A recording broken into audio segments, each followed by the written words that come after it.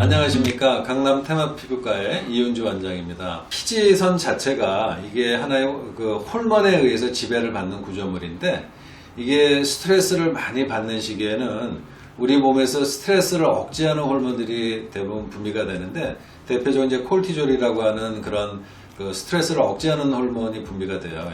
이 호르몬은 우리 몸의 상태를 스트레스 상황일 때 좀 안정화시켜 주면서 2차 부수적으로 이 피지선이나 이런 피부의 부속기들을 자극을 합니다.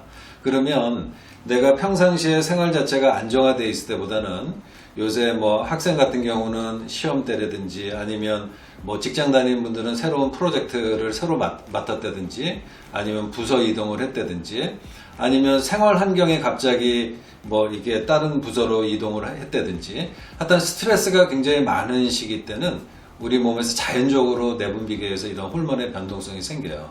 그러면 이제 피지선이 자극이 되면서 딴 때보다 이 얼굴에 특히 피지선이 많이 분포하고요. 특히 이제 우리가 많이 알고 있는 T존 부위라든지 이 두피, 그 다음에 가슴, 이런 등, 이런 데 이제 피지선이 많이 분포하거든요. 그러니까 그런 부위에 평상시에 잘 안 생겼던 뾰루지라든지 기름기가 생기게 되죠. 그래서 그때 되면 얼굴에 이제 여드름도 생기고요.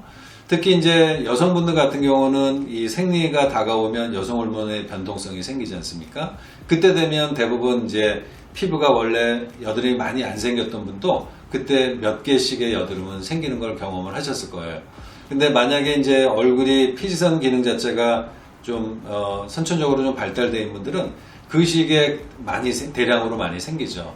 이와 같이 이 피지선이라고 하는 거는 호르몬의 변동성에 지배를 받는 그런 구조물이에요. 그래서 이런 사이클을 갖다가 밟게 되죠. 특히 이제 이런 스트레스하고 많이 연관돼서 생활의 변화가 심할 때 많이 생기게 됩니다. 그래서 일단 제가 항상 강조하는 거는 여드름 자체가 그런 안 좋은 자기 몸 컨디션이라든지 상황일 때 생기기 때문에 그런 부분들을 좀 교정을 해야 돼요. 그러니까 스스로가. 근데 이제 생활하다 보면 그게 잘 안 될 때가 많기 때문에 그 시기에 여드름이 많이 생길 수밖에 없는 거예요. 근데 이제 문제는 여드름이 집중적으로 많이 생기는 시기에 그냥 놔두게 되면 2차적으로 흉터가 많이 생기기 때문에 제가 봐서는 반드시 한두 번의 치료를 해서 그 염증을 가라앉히고, 또 그 피부과 전문의의 조언을 받아서 어떻게 대처할지를 꼭 설명을 듣고 거기에 따라서 실천을 해야 됩니다. 결국에는 급성기 때 여드름 치료가 잘 안 되면 나중에 결국에는 흉터를 치료하러 이제 병원에 오시는 경우가 많거든요. 그거 보면 참 안타깝죠. 그래서 급성기 때는 제가 봐서는 가까운 피부과 전문의한테라도 가서, 정말 시간이 없고 내가 와서 치료할 수 없는 상황이라면 약물이라도 처방을 받아서 급성기 때 좀 약을 복용해서라도 좀 가라앉히셔야 됩니다. 그래서 이와 같이 피지선이라는 구조물은 스트레스하고 굉장히 밀접한 연관이 있는 구조물이기 때문에 스트레스를 평상시에 해소하기 위한 노력을 좀 하시면 좋을 것 같습니다. 감사합니다.